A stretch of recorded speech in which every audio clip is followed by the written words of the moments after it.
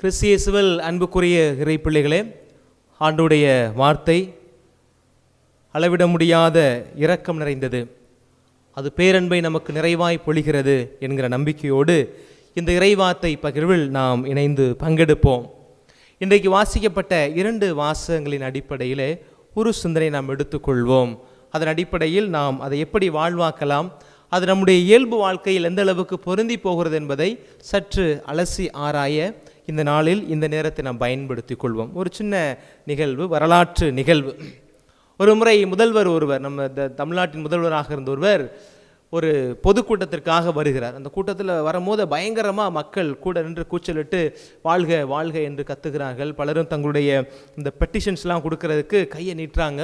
முதல்ல ஒவ்வொரு பெட்டிஷனாக வாங்கிட்டு அவளை பார்த்து சிரிச்சுட்டு அவங்களுக்கு சரி கட்டாயம் செஞ்சுருவோம் அப்படின்ற நம்பிக்கையான வார்த்தைகளை சொல்லிகிட்டே வர்றார். ஒரு வயதான ஒரு மனிதர், 60 வயதிற்கு மேலுள்ள ஒரு மனிதர், அவர் முதல்வர் ஐயாவை கையெடுத்து கும்பிட்டுட்டு, எனக்கு யாருமே இல்லை, எனக்கு வாழ்க்கையில் எனக்கு சாப்பாட்டு கூட வழி இல்லாமல் கஷ்டப்படுறேன், நீங்கள் எனக்கு ஏதாவது செய்யுங்க அப்படின்னு சொல்லிட்டு ரொம்ப நலிந்த உடலோடு சுருங்கிய முகத்தோடு அந்த மனிதர் முதல்வரை பார்த்து அவர் கெஞ்சுகிறார்.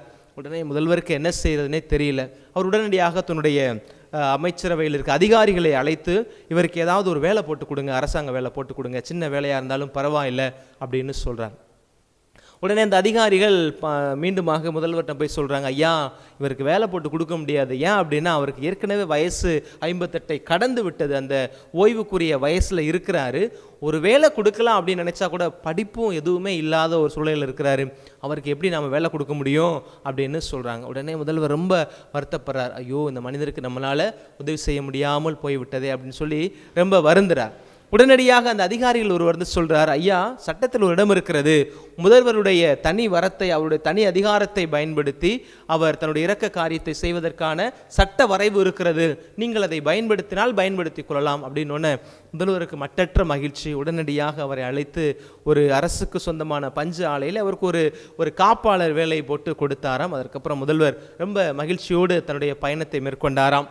அந்த முதல்வர் யாருமே இல்லை, தமிழகத்தினுடைய முதல்வராக இருந்த கர்ம வீரர் காமராஜர் தான் அந்த முக்கியமான ஒரு மனிதர். ஏன் ஃபாதர் காமராஜரை பற்றி சொல்கிறீங்க அப்படின்னு நீங்கள் கேட்கலாம். சட்டம் ஒரு காரியத்தை சொல்லுகிறது, ஆனால் இரக்கம் என்பது அதை மிஞ்சி நிற்கிறது அப்படின்றதான் நான் இந்த இடத்துல சொல்ல விரும்புகிற செய்தி. சட்டப்படி அவருக்கு வேலை கொடுக்க முடியாது, ஆனால் அங்கே இருக்கிற சூழலை பார்க்கிற பொழுது தேவையில் இருக்கிற மனிதனுக்கு அதை செய்ய வேண்டும் என்ற உணர்வு வருகிற பொழுது செய்வதில் சட்டத்தை கடந்த ஒரு மனிதநேயம் அல்லது சட்டத்தை கடந்த ஒரு இரக்கம் பொங்கி வழிவதைத்தான் இந்த நிகழ்வு நமக்கு சொல்லுகிறது. ஆண்டவர் பல நேரங்களில் சட்டங்களை கடந்த இரக்க செயல்களுக்கு முக்கியத்துவம் கொடுத்தார்.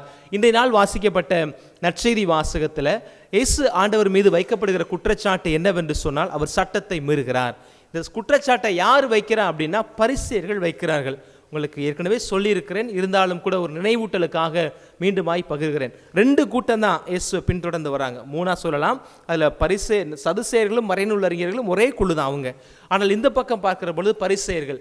இந்த சதுசேயர்களும் மறைநூல் அறிஞர்களும் யாருன்னு பார்த்தீங்கன்னா, அவர்கள் எல்லாம் சமூகத்தில் உயர்ந்த அந்தஸ்தில் இருக்கக்கூடியவர்கள், அதிகார வர்க்கத்தோடு நெருங்கிய தொடர்பில் இருக்கக்கூடியவர்கள், ஆலயம் சார்ந்த காரியங்களுக்கு பொறுப்பாக இருக்கக்கூடியவர்கள். ஆலய வழிபாடு, ஆலயத்தில் பயன்படுத்த வேண்டிய ஜெப முறைகள் அல்லது ஆலய காரியங்களில் நாம் சரியாக இல்லை என்று சொன்னால் என்ன தண்டனைகள் எல்லாம் இறைவன் தருவார் என்று சொல்லி ஆலயத்தை மையப்படுத்தி வாழக்கூடியவர்கள் சதுசேயர்கள். அவர்கள் சமூகத்தின் முதல் தர மக்களாக இருந்தார்கள். அவர்களோடு இணைந்து மறைநூல் அறிஞர்களும்.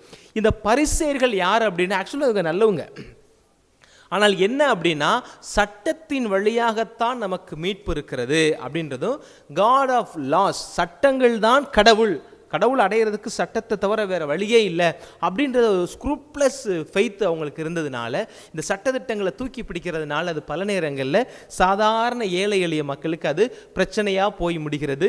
இந்த பரிசேயர்கள் உயர்தர மக்கள் அல்ல, அவர்கள் நடுத்தர வர்க்கத்தை சார்ந்தவர்களாம். இயேசுவை பார்க்கிற பொழுது இயேசுடைய தொழில் அடிப்படையில் பார்த்தா இயேசு ஆண்டவர் நடுத்தர வர்க்கத்தில் உள்ளவர் தான். கட்டுமான பணி செய்யக்கூடியவங்க, இந்த ஆசாரி வேலை செய்யக்கூடியவர்கள் அல்லது இது போன்ற பணி செய்யக்கூடியவர்கள் நடுத்தர வர்க்கத்து மக்கள் தான் பரிசேயர்களும் அந்த நடுத்தர குரூப்பை சார்ந்தவங்க.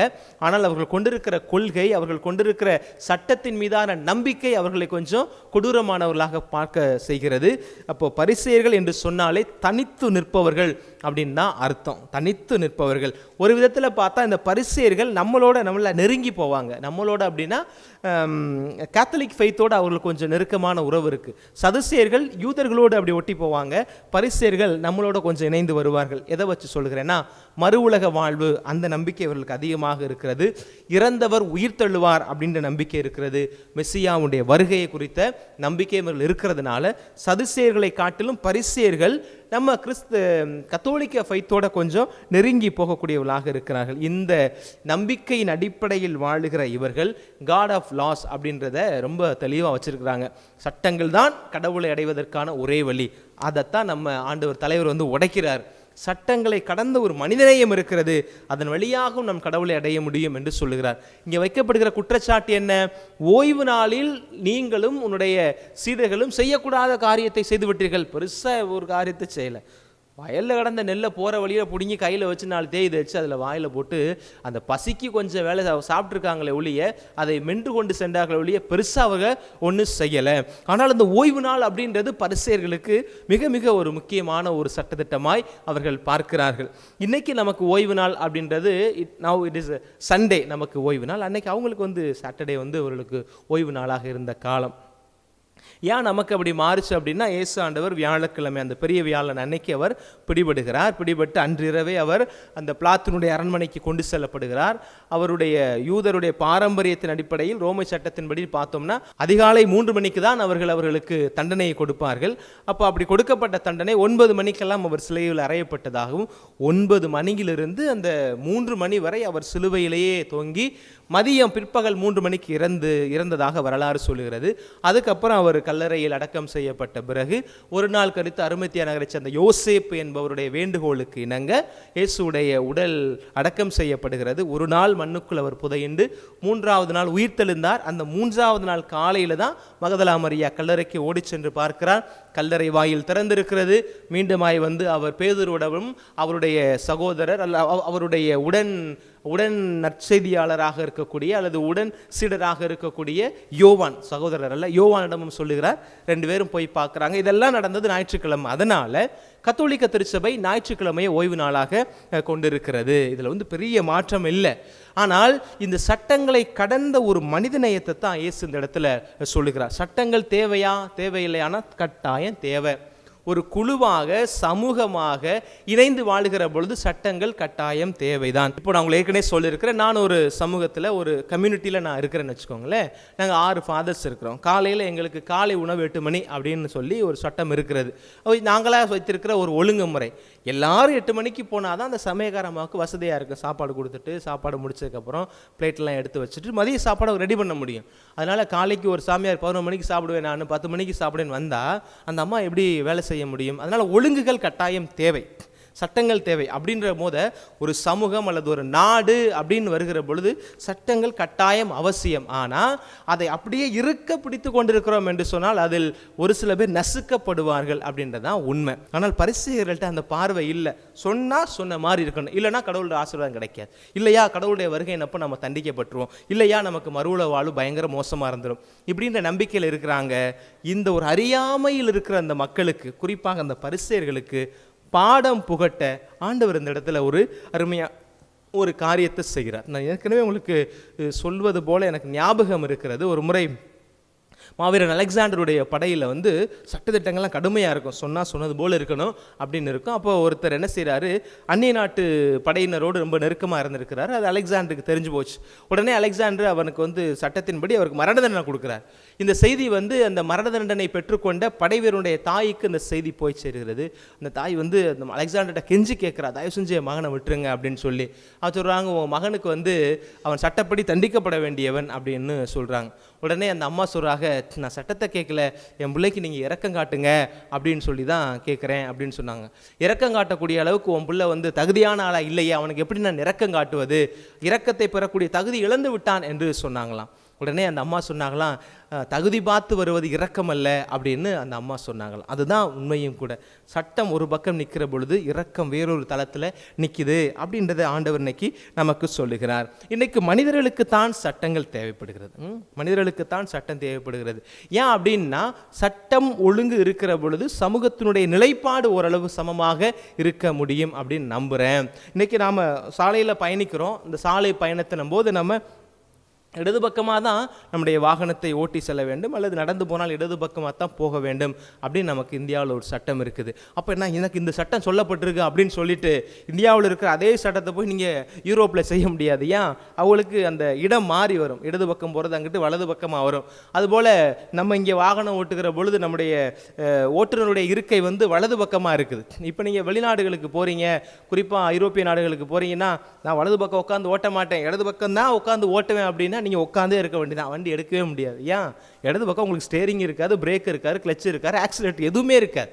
அப்போ இந்த சூழ்நிலையில் சட்டம் ஒரு இடத்தில் ஒரு மாதிரி இருக்கிறது என்று சொன்னால், அது சூழலுக்கு ஏற்றார் போல தன்னை வடிவமைத்து கொள்ளக்கூடிய, தகவமைத்து கொள்ளக்கூடிய தன்மை இருக்கணும். இன்றைக்குமே யோசிச்சு பாருங்களேன், கத்தோலிக்க திருச்சபை எத்தனை தடைகள், எத்தனை மொழிகள், கிட்டத்தட்ட சொல்கிறாங்க 3372 மொழிகளில் தமிழ் இந்த விவிலியமானது மொழிபெயர்க்கப்பட்டிருக்கிறது. உலகத்திலேயே அதிகமான விதத்தில் மொழிபெயர்க்கப்பட்டிருக்கிற நூல்களில் முதலிடத்தில் இருப்பது பைபிள் தான். அப்போ இத்தனை கோடி மக்கள், இத்தனை மொழி பேசக்கூடிய மக்களும் இந்த விவிலியத்தை ஏற்றிருப்பதற்கு காரணம் என்ன அப்படின்னா, அது காலத்திற்கு ஏற்றார் போல மக்களுடைய வாழ்க்கை சூழலுக்கு போல ஒரு சில இடங்களில் தன்னை வளைத்து உருக்கி கொடுக்கக்கூடிய தன்மை விவிலியத்துக்கு இருந்தது.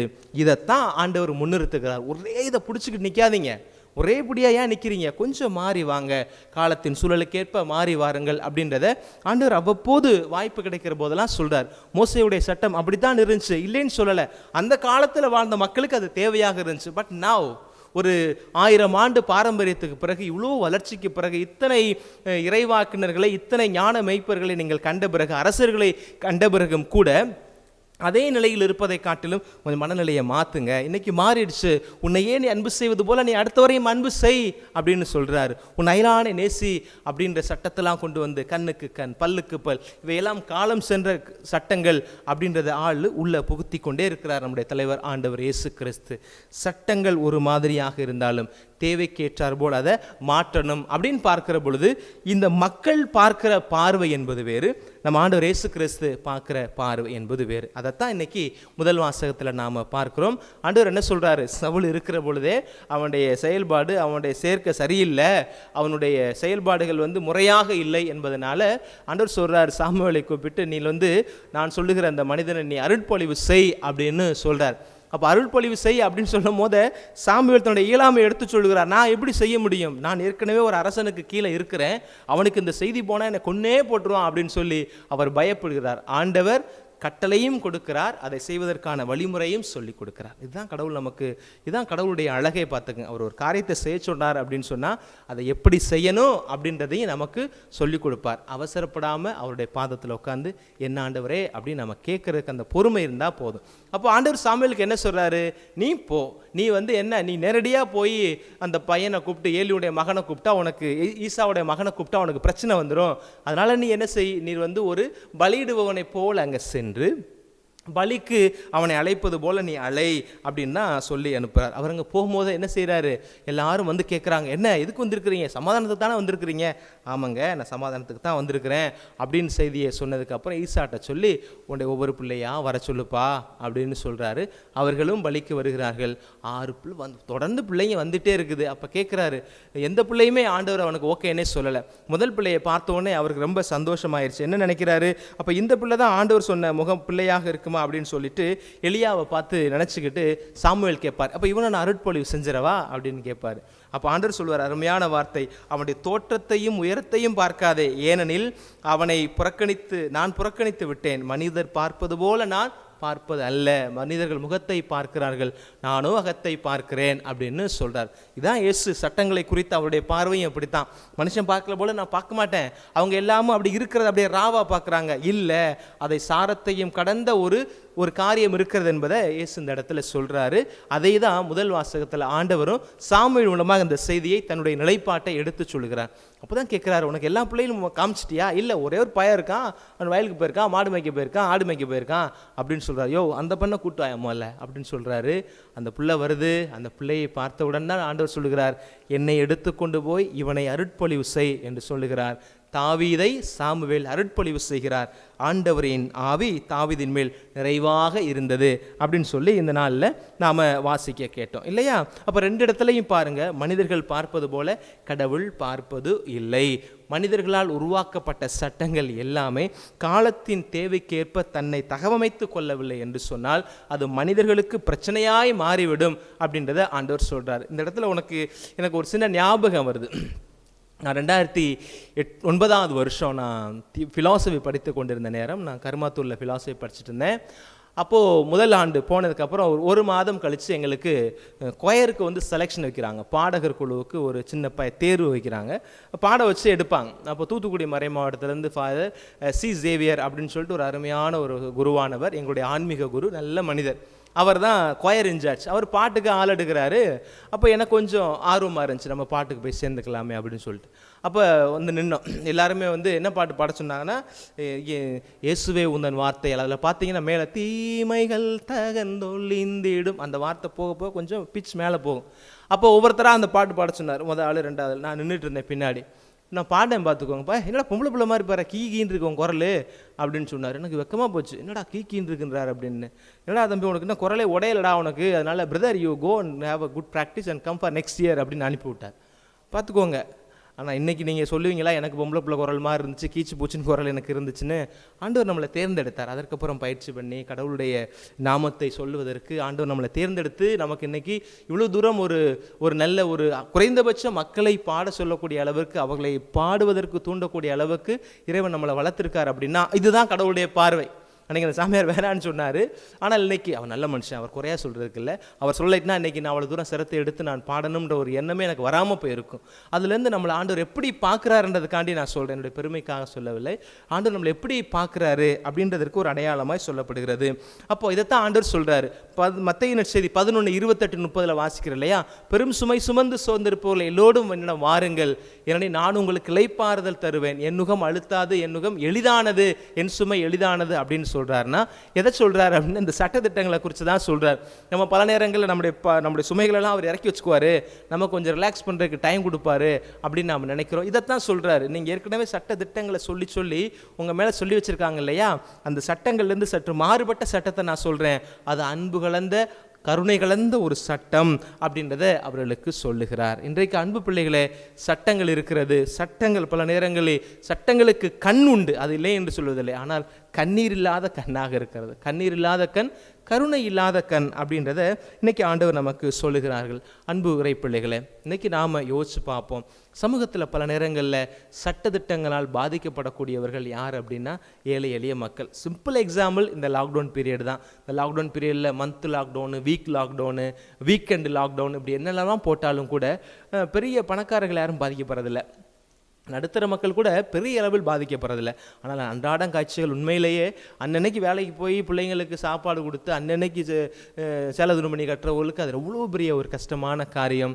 அதான் நான் யோசிச்சு பார்க்குறேன். சட்டங்கள் என்பது ஒரு சிலந்தி வலை போல, அதில் மாட்டுகிற சிறு சிறு பூச்சிகள் மாட்டிக்கொள்ளும். ஆனால் அந்த சிலந்தி வலைக்குள்ளே போய் பெரிய வண்டு வச்சுச்சுன்னு வச்சுக்கோங்களேன், சட்டங்கள் அந்த சிலந்தி வலை தான் பெஞ்சு போகுமே ஒழிய வண்டுக்கு ஒன்றும் பாதிப்பு ஏற்படாது. அதுபோல தான் இன்றைக்கி சட்டத்திட்டங்கள் இருக்கிறது. இதைத்தான் ஆண்டவர் உடைச்சு சொல்கிறாரு. ஆண்டவருக்கு ஓய்வு நாளும் ஆண்டவருக்கு உரியதே. அதனால் இந்த நாளில் நாம் யோசித்து பார்ப்போம். முடிந்தளவு நாம் எப்போது ஒரு அதிகார வர்க்கத்துக்கு வருகிறோமோ, பெரிய இடத்துக்கு இல்லை, நாம் எப்போது ஒரு தலைமை பொறுப்புக்கு வருகிறோமோ அல்லது 4 பேருக்கு கருத்து சொல்லக்கூடிய ஒரு நிலைக்கு நாம் வருகிறோமோ, அப்போது இது இப்படித்தான நறுக்குன்னு பிடிச்சிக்கு நிற்காமல் அதில் இருக்கிற நன்மை தீன்மைகள், நெளிவு சுழிவுகளை புரிந்து கொண்டு மக்களுக்கு சாதகமான என்று சொல்வதை விட மக்களுக்கு பயனுள்ள விதத்தில் நம்முடைய வார்த்தைகளும் நம்முடைய திருத்தங்களும் இருக்கும்படி இருக்க ஆண்டவர் இந்த நாளில் அழைப்பு கொடுக்கிறார். மனிதர்கள் பார்ப்பது போல கடவுள் பார்ப்பதில்லை, மற்றவர்கள் பார்க்கிறது போல, அதிகார வர்க்கத்தில் இருக்கிற மற்றவர்கள் தன்னுடைய அதிகாரத்தை பயன்படுத்துவது போல நாம நம்முடைய அதிகாரத்தை பயன்படுத்தாமல் 4 பேருடைய நலனுக்காக ஒரு சின்ன மாற்றத்தை கொண்டு வரதுக்கு வாய்ப்பு இருக்கிற பட்சத்தில் அதை சரியான விதத்தில் அணுகுவோம். சட்டமா மனித நேயமா என்கிற கேள்வி வந்தால் மனித நேயம் சார்பாய் நாம் நிற்போம். அதுதான் ஆண்டவர் செய்த காரியம், நம்மிடம் எதிர்பார்ப்பதும் கூட. ஆமென்.